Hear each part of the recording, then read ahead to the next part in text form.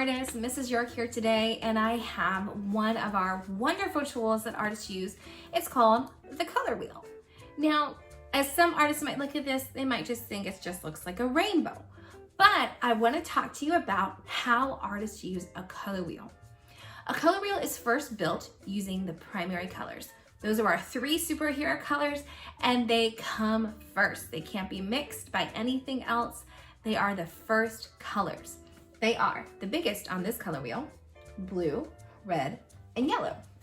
You'll notice that on this color wheel, they form a special triangle. Now, there are some other colors in between the primary colors, and that's why this color wheel is so important. All of the colors in between the red and the yellow are the colors that you can make by mixing. That means blending together the red and the yellow colors. Especially if you were painting, depending on how much red and how much orange you would use, you could create yellow orange, orange, or red orange. The same applies for looking at red and blue. In between, these are the colors that you would make if you were to take red and blue and mix them together in different volumes or amounts. Again, that still applies with blue and yellow. We have those two colors coming together to mix green or other types of green. So imagine if someone were to create a color wheel, it's very important to make sure that these colors are in the correct positions so that an artist can see, I want to make purple, but how do I do it? I'll look at my color wheel. Blue, red, here's purple. That means I need blue and red to make purple. If you wanted to make green, you would know, looking at the color wheel, go to green and find out the primary color that's next door, yellow and blue. And that's how you use a color wheel. Today, I'm gonna show you how to make your own color wheel, as well as give you some tips and tricks on making some creative color wheels around your house. Here we go. All right, my amazing artist, I'm gonna show you an easy way to construct a color wheeled reference guide. A reference guide is a tool that you can use to look back on when you're creating your own color wheel from different materials. Let's get started. I like to start with an X. Not too big, but not too small. Try to center it in the middle of your paper. Then let's do a vertical line. Remember, vertical means up and down. I'm gonna put a dot here in the center. Then I'm going to make a pattern. A pattern means it's repeating the same thing. I'm going to start a large circle, then a rectangle. Be sure to start where I start, this upper left corner. Next, large circle, rectangle. These are looking kind of squarish, that's okay. Circle, rectangle. When you're done, you should have 3 rectangles that are in the direction of a triangle and 3 circles that are in the direction or area of a triangle. I'm going to use a different color just to highlight the triangle area for you.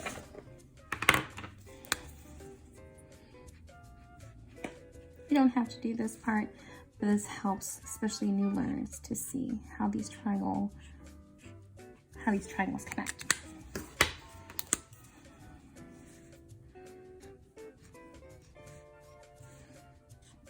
Now, just like we talked about before, these triangles, connections, represent the primary colors and the secondary colors. Now, we have red, yellow, and blue. You're hearing me getting my markers. Red, yellow, and blue. So these are the primary colors. We're gonna put our primary colors into our circles. Remember, those are our super colors. They come first. They can't be mixed to create, but they do help create all the other colors. All right, red, yellow, and blue. If you want to go back in, you can use a pencil or pen to write the names of the colors as well. Then we have our secondary colors. Remember, placement is important because a color wheel is not just a pretty thing, it's a tool that artists use to have an understanding of which colors mix together. So let's recall, if I have red and I have blue, we mix those together. We were painting or had a tool that we can mix, they make purple. So I've just used my purple marker or crayon or whatever you have at home.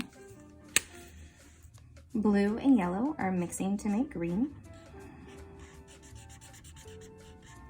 And you guys remember, red and yellow, it's gonna make orange. And I have misplaced my orange marker, so I'm just gonna get one of my orange crayons.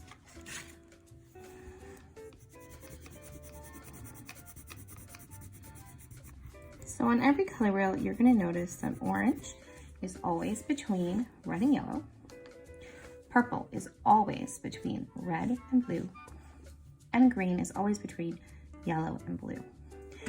Now, because I have my crayons out, I wanna give you a modeled example of how we could see a few additions or add-ons to our color wheel. So we have green here, but let's say that I want it to be a yellow green or like a lime green. That would go between, right? It's not quite grass green, it's more of a yellow green. It's closer to yellow because it has more yellow in it. Let's say I had a blue green or like a teal color. That would be here because it has more blue than yellow in it.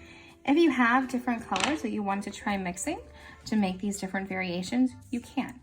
I'm also going to show you some photos of different ways that artists have made color wheels from items around their house, from paintings, and other examples. I hope you've had fun creating your color wheel. Remember to use this as a resource to help you create more color wheels in the future. Happy making! All right, hello my amazing artists. Before we sign off here, I wanted to show you the resource that I'm going to attach to your assignment. It's called Examples of Ways to Create a Color Wheel. We've already created our amazing resource card here.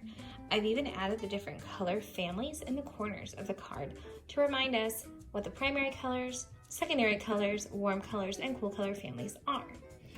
But as an extension, if you want to stretch your knowledge and grow your brain, you can follow along with these examples to make your own color wheel. For this example, you could do one out of magazine paper.